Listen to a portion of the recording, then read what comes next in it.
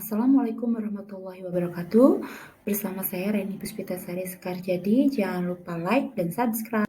Kali ini saya akan memaparkan tugas 1.4.A.8 koneksi antar materi modul 1.4 budaya positif.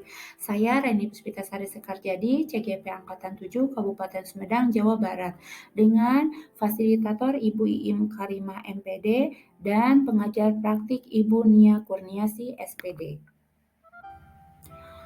Pemandu pembosan koneksi antar materi. Buatlah sebuah kesimpulan mengenai peran Anda dalam menciptakan budaya positif di sekolah dengan menerapkan konsep-konsep inti seperti disiplin positif, motivasi perilaku manusia, posisi kontrol restitusi keyakinan sekolah, segitiga restitusi, dan keterkaitannya dengan materi sebelumnya yaitu filosofi pendidikan nasional Ki Hajar Dewantara, nilai dan peran guru penggerak, serta visi guru penggerak. Pertanyaan pemantik pembuatan koneksi antar materi terdapat pada LMS, yaitu ada 8 pertanyaan. Pertanyaan pertama, sejauh mana pemahaman Anda tentang konsep-konsep inti yang telah Anda pelajari di modul ini, yaitu disiplin positif, teori kontrol, teori motivasi, hukuman dan penghargaan, posisi kontrol guru, kebutuhan dasar manusia, keyakinan kelas, dan segitiga restitusi. Adakah hal-hal yang menarik untuk Anda dan di luar dugaan? Setelah saya mempelajari modul ini, banyak sekali pembelajaran yang saya bisa terapkan pada peserta didik saya mengenai budaya positif di sekolah.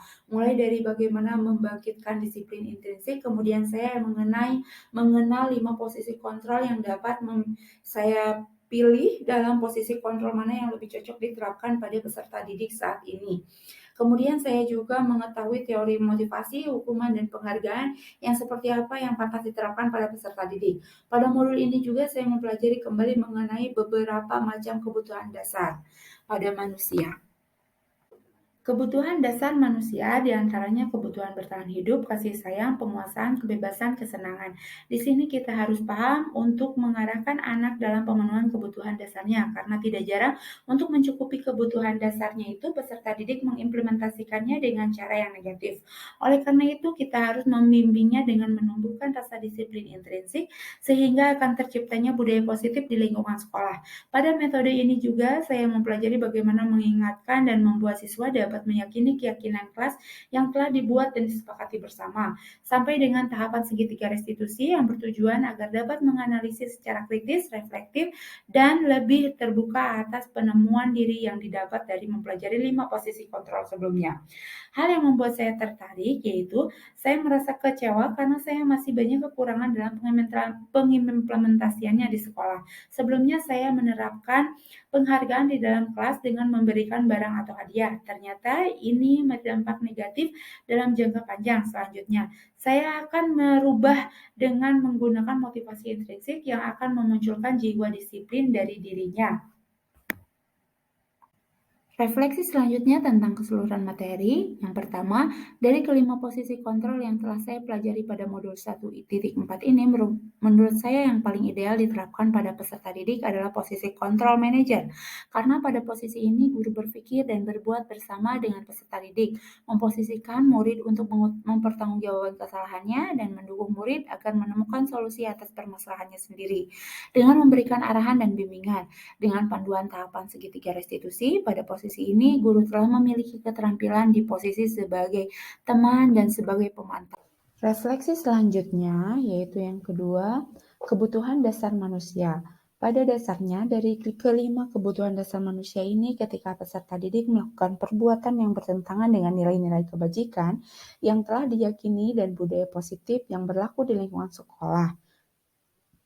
Hal itu disebabkan karena sebenarnya peserta didik masih belum meyakini tentang keyakinan di sekolahnya dan tidak menunjukkan adanya disiplin intrinsik pada peserta didik tersebut. Hal ini menunjukkan bahwa kita belum berhasil dalam menerapkan keyakinan pada peserta didik, sehingga mereka menunjukkan kegagalan mereka dalam memenuhi kebutuhan dasarnya.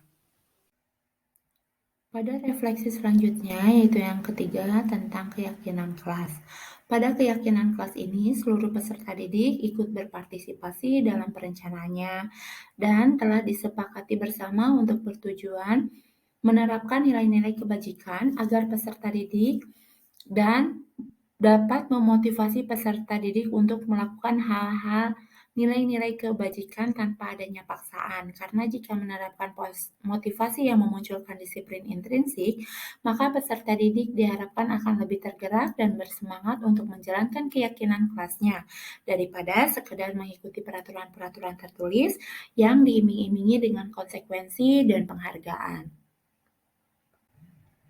Refleksi selanjutnya tentang keseluruhan materi modul 1.4 budaya positif, yaitu yang keempat mengenai segitiga restitusi. Pada tahapan segitiga restitusi ini, seorang guru harus bisa menerapkan keyakinan kelas terlebih dahulu dan dia sudah bertindak sebagai posisi manajer sehingga proses tahapan segitiga restitusi dapat berjalan dengan baik karena dalam tahapan dialog ini, guru harus dapat memahami dalam mengarahkan dan membimbing peserta didik untuk bisa menstabilkan identitasnya, memvalidasi kesalahannya, dan mengembalikan keyakinan kelasnya yang telah disepakati bersama sebelumnya sehingga peserta didik pun dapat termotivasi untuk mempertanggungjawabkan kesalahannya dan berusaha sendiri untuk mencari solusi dan memperbaikinya sendiri.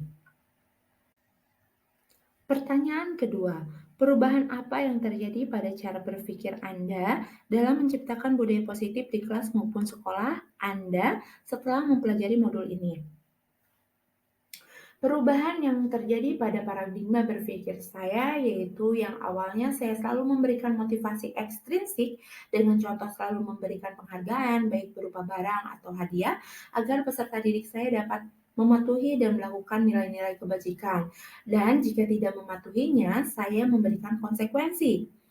Sekarang pola pikir saya berubah, yaitu akan lebih menekankan pada pemberian motivasi intrinsik kepada peserta didik sehingga mereka dapat meyakini semua kesepakatan kelas yang sudah diyakini dan disepakati oleh seluruh warga kelas, sehingga mereka meyakini dirinya untuk mengutamakan nilai-nilai kebajikan yang dimilikinya. Pertanyaan ketiga, pengalaman seperti apakah yang pernah Anda alami terkait penerapan konsep-konsep inti dalam modul budaya positif baik di lingkungan kelas maupun sekolah Anda? Pengalaman yang sudah saya terapkan terkait konsep-konsep inti dalam modul budaya positif di lingkungan kelas yaitu membiasakan peserta didik kelas peserta didik kelas saya untuk membuat kesepakatan kelas agar tidak membuang sampah sembarangan di kelas dan menjaga kebersihan lingkungan kelas. Dengan kesepakatan kelas ini sudah berjalan dan seluruh kelas 8E sudah dapat meyakininya dan pengawasan dari KM dan seksi kebersihan di kelas.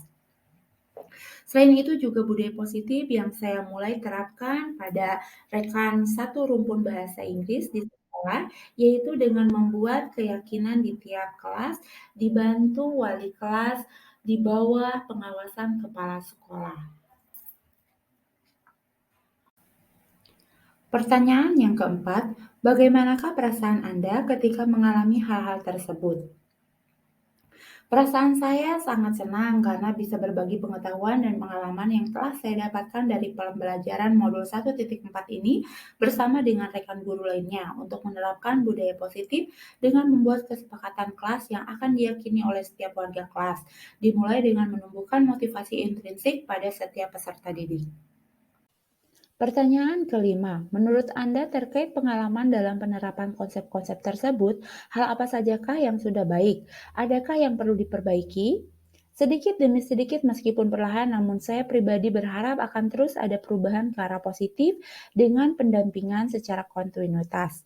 Akan menjadi kebutuhan yang baik dan berpusat serta berpihak pada murid dan membutuhkan motivasi intrinsik kepada peserta didik sehingga terwujudnya budaya positif di sekolah.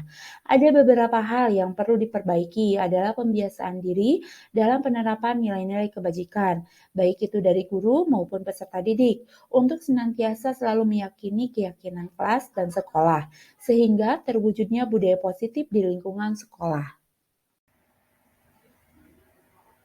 Pertanyaan keenam, sebelum mempelajari modul ini ketika berinteraksi dengan murid berdasarkan 5 posisi kontrol posisi manakah yang paling sering Anda pakai dan bagaimana perasaan Anda saat itu?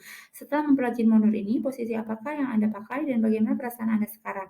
Apa perbedaannya? Sebelum saya mempelajari modul ini ketika berinteraksi bersama peserta didik, saya sering menggunakan posisi kontrol teman dan pemantau karena paradigma pemikiran saya dengan berperan sebagai teman dengan dekat Dengan peserta didik, saya berpikir maka akan lebih mudah untuk dapat menggali karakteristik dan mendekati mereka.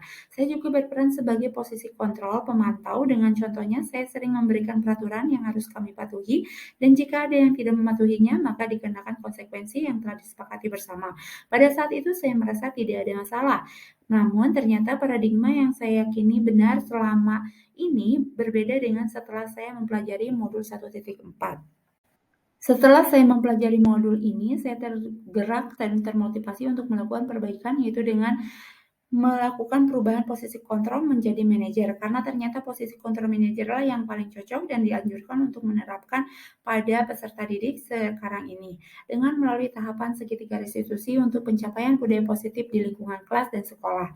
Dengan menggunakan posisi kontrol manajer, ternyata kita tidak perlu menerapkan motivasi ekstrinsik yang berupa penghargaan dan hukuman. Namun dengan posisi manajer ini kita menerapkan keyakinan pada peserta didik untuk mentaati keyakinan kelas akan nilai-nilai kebajikan yang telah disepakati, dan kita tuntut untuk dapat memberikan motivasi intrinsik sehingga menumbuhkan disiplin intrinsik pada peserta didik dan menumbuhkan jiwa mandiri dan bertanggung jawab.